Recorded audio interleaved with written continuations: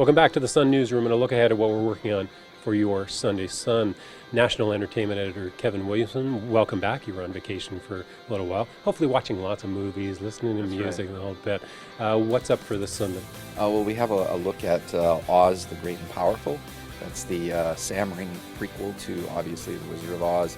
James Franco, Rachel Weisz, Mila Kunis, and we're talking with Michelle Williams, who plays one of the witches. Okay, I was actually all ready to slam just the previews that I've seen of this, and then I thought, if you look back at the 1939 version, the MGM version, that actually probably was during its day. I was going to slam it because of all the special effects, but 1939, that was a big special effects movie, going from Technicolor to black and white, or vice versa. The whole spinning the house thing. That was the big movie of the day. Well, back then, you had movies that were very much character pieces in black and white. The whole blockbuster franchise fantasy genre really didn't exist back then. So it's actually remarkable that it's taken this long for Hollywood, which is now all about those kinds of films, to finally revisit this story. Okay, I'll stop being so grumpy and actually go and watch the movie before I slam it. Kevin, thanks, I appreciate it. Okay, now let's turn to Dean McNulty and sports. Dean, last weekend you were at the car races. What's up in sports for this Sunday? Thank you, Thane. This week we have the PGA Honda Classic. It will be the Tiger and Rory show. We have Ted Wyman down there to bring us all the color and all the action. And this Sunday, a new addition to the sports section, Speed Sunday column by yours truly, the Dean of Speed. Back to you, Thane.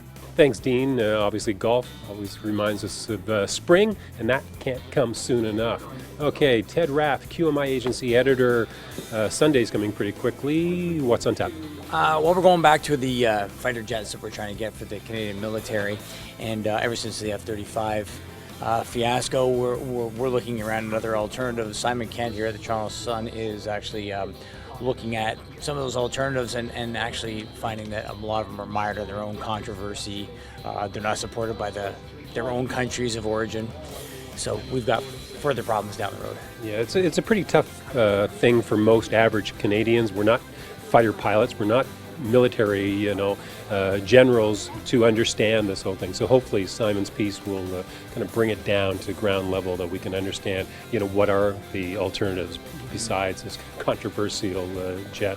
As well, I gather Toronto Sun is also working on a piece that would be of interest to the rest of Ontario, and it's on organ patients after they have their surgery, how the troubles, or at least the burden still is there, especially on their drugs and other things, and how the province doesn't always make it an easy road to recovery.